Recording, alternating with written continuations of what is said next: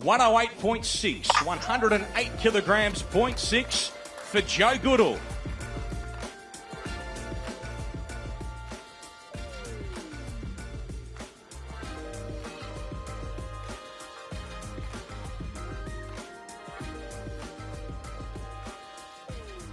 Are they playing 70s porn music? With Joe before we weigh in his opponent. I don't know. Joe, how excited are you to be here? A massive I didn't event watch the back weigh-in, here so at I home. don't know what music they played. Yeah, look, it's a long build-up for this event. It's supposed to happen in February. It's happening now. June 15th is what it is, and it goes down. I'm in fight mode now, so the talking's done. You said yesterday you felt no nerves the entire time. Anything now? Nothing. It's cold for me. This fight game's a crazy game, and that's how you have to be. What happens in this fight, Joe? I predict it will be a great fight for the Australian people, and hopefully it ends in a stoppage for the Australian people. All right. Welcome to our next installment of Australian boxing, I guess. That was a Joseph Goddall, 8-0-1 with 7 KOs, 29 years old, but still a prospect. He weighed in yesterday for his pay-per-view fight against another prospect in Justis Huni. Let's go watch his weigh-in real quick before me and Big J talk about what's going on. Take your time out, like the video, subscribe, and T-Street Controversy, and Big J, 5v316. 110.05, 110.05 for Justis Huni.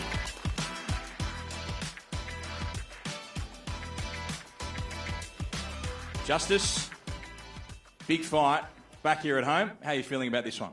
Yeah, I'm feeling good. Can't wait. One more sleep and then we'll get to work. He's a very confident fighter, Joe Goddall. You've sparred a lot of rounds with him, but have you seen this brand of Joe Goddall before?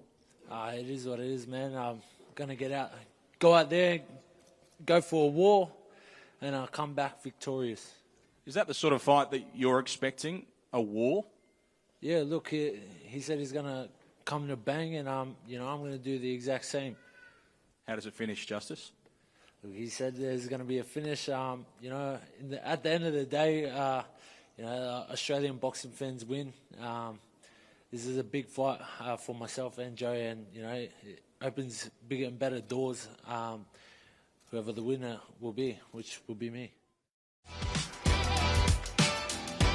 All right, this is going to be a $60 pay-per-view over in Australia.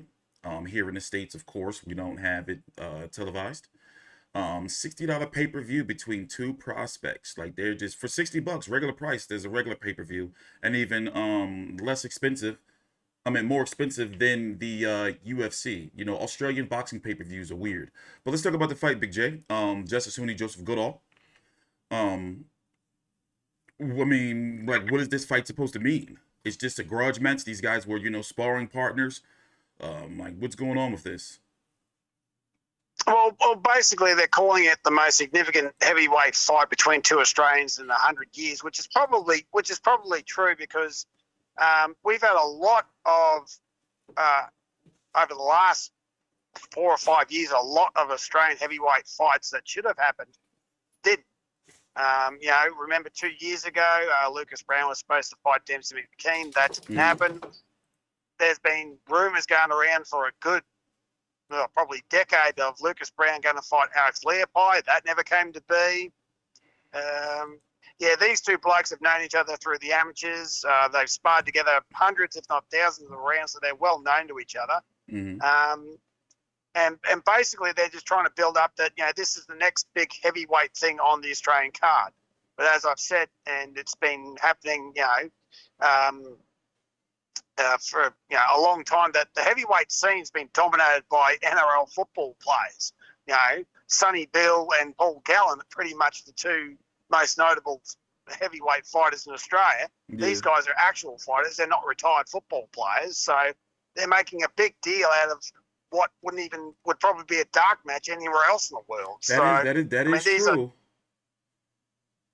They're making a pay-per-view out of what would be a dark match of two novices who I mean, we all know what Justis' story is. He was a prospect. He buggered his hand. He fought Gallen. He missed out on the Olympics. Blah blah blah blah blah. We've done that to death. I'm not interested in that anymore. Joseph Goodall was, a sparring partner, a mate, or they're well known to each other, and basically those two are going to butt heads tomorrow night, and somehow main event justifies that being a $60 pay-per-view. Yeah, and here's the thing, much. like, Huni is 23 years old and Goodall is 29. And, no disrespect to Goodall, but it's like, like, how did they think to put this on, like, pay-per-view?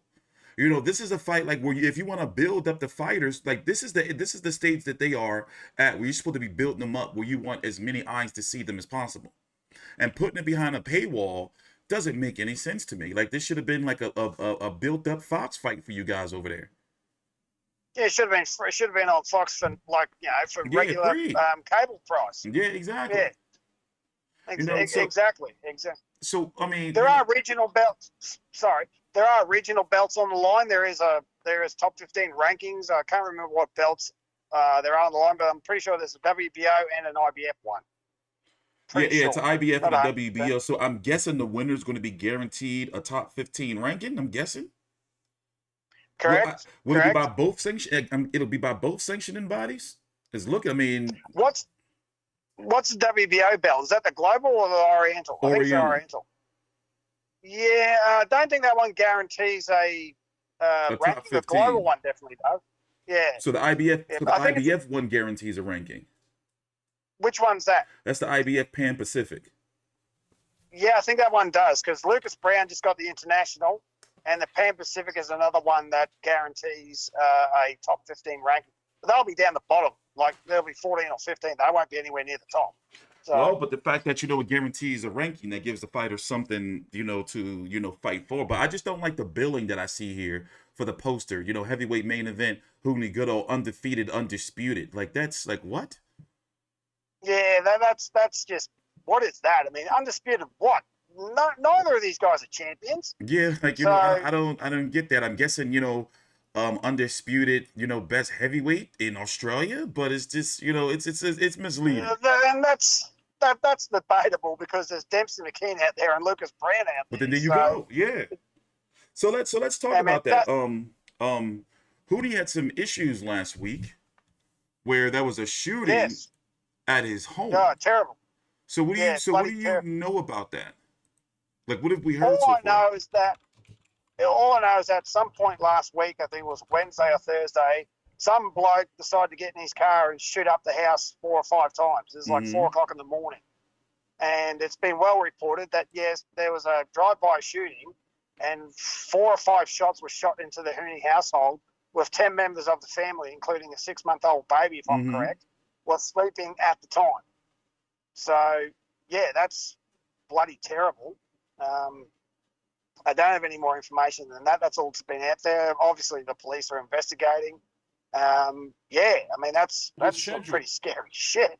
So, yeah, and I'm not going to go into speculation because I don't know, but it's definitely, the best for him and his family, and I hope that he stays safe, because obviously, because something like a drive-by shooting, that's not in the middle of the night. That's intentional. Exactly. So, I don't know who's trying to send a message or whatever, but I just hope that that he stays safe. But as far as we got some big news that I just found out this morning that you let me know about, is that Eddie Hearn is going to be there. Correct. Eddie Hearn is in the country.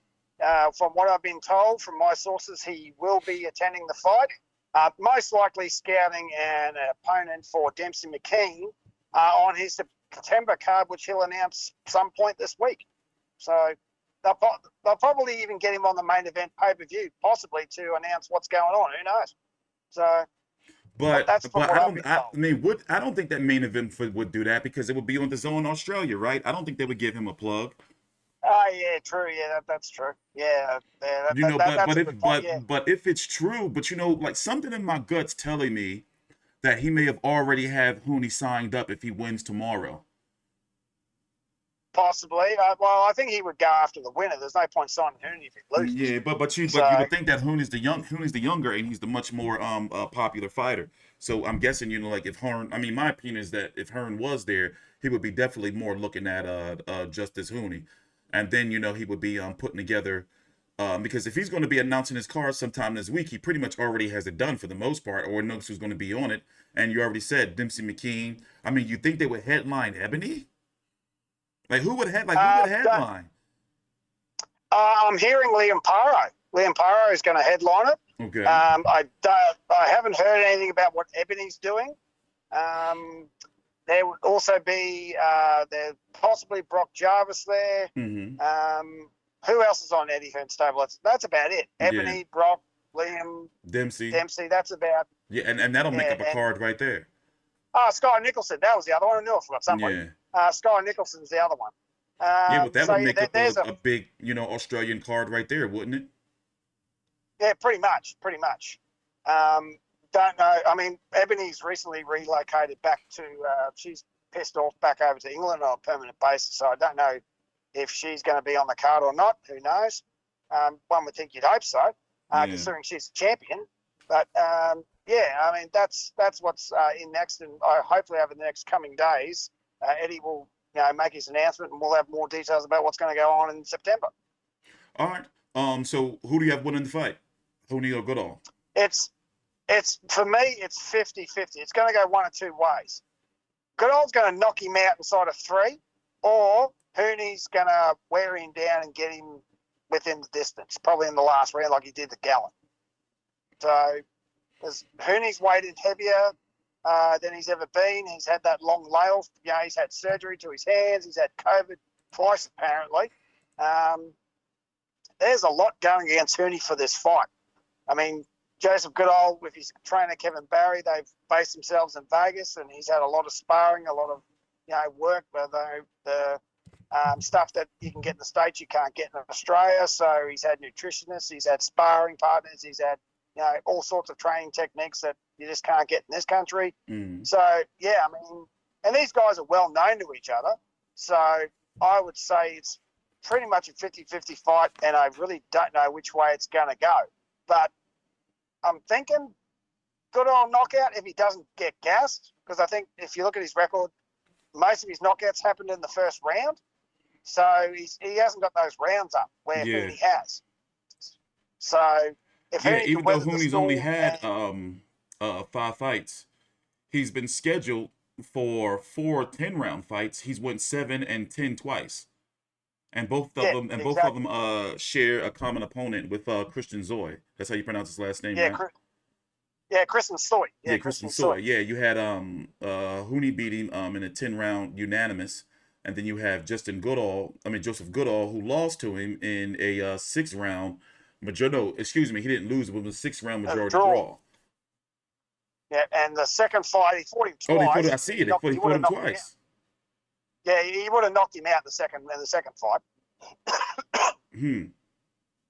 So I'm pretty sure it was a KO victory. All right, so go ahead. Did we miss anything? Yeah, no, true 50-50 fight. The undercard. We've got to mention the undercard. Who's on the undercard? Oh yeah, you're right. I haven't even looked it up. Hold on. Let me pull it up real quick. I know Jacob Gibb. We got Andre Michalkovic versus Ernesto Espana. Luke Boyd versus a Shamel Ram. I'm not even gonna mess up that name. Jack Gibb versus a Francis Watai. Austin Oyakuso versus Luis Marsters. I'm guessing these guys are Kiwis. I'm guessing some of these names sound a little Kiwis. They're definitely Polynesian blokes. Yeah, that's right. Huni's cousin's on the undercard on his pro. Yeah, I don't even know how to pronounce his name. Huni. I think it's Homi Huni. Huh? I think it's Homi Huni. Huni. Okay, yeah. Against Thomas Wilkins. They don't have a picture up here for him. But none of these names I have not heard of. But you got to think that if you they do have a picture up. But if you got to think that if they have Huni and Goodall, headlining the card, the undercard is not going to have anybody we heard of either. Well, Jack Gibb appeared on the Zarafa Hardman undercard, so he put in I think it was a 3rd or 4th round knockout Anyway, he won his last fight by a knockout, so it was a pretty decent show by him. Okay. But what's the other bloke's name? There's another bloke. I think his name's Taylor, coming off like a 2-year layoff or something. No, So I don't another know. guy's It's a coming Bryce back in. McLaughlin. Tusi Vusutu. I don't. Nah.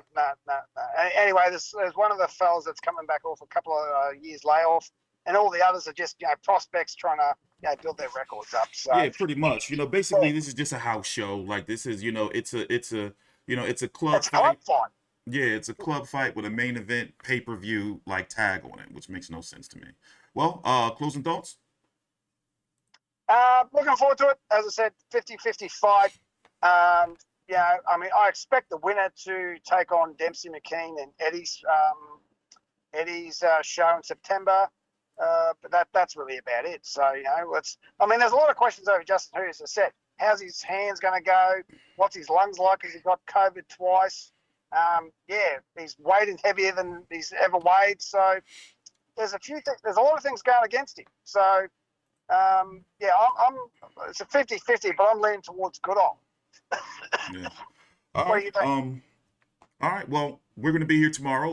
Post-fight recap for the fight, meaning I'm guessing about 23 hours or so from now, give or take. Pretty much now. Yeah, pretty much. Yeah. So 24 hours from now, we will be here covering the fight. And then what's the next fight that we're going? What's the next fight? That's the Liam fight, right? Wilson's. Yes, British Opportunity. Yeah, that's July 2nd. Liam Wilson's got a fight night in there somewhere as well. But yeah, British Opportunity is the next big major one. That's July 2nd. Yeah, so that will be the next big one that we cover. All right, guys. Thanks for watching. Take your time out. Like the video, subscribe, follow our social media, which is right down below in the description box. We have a podcast launching in July that's going to be available on all your major podcast platforms, Apple, Spotify, Google, and Amazon, and the list goes on. So be on the lookout for that. Also on Facebook, the Fight View 360 boxing group is alive and it is on the way. It is actually here launching later on today, not too long after this vid, where we're going to be posting our content and also all of the news and rumors in the boxing community. And you're going to be able to post and interact in the boxing group as well. So take your time out, like the video, subscribe. Thanks for watching, and we'll see you guys tomorrow.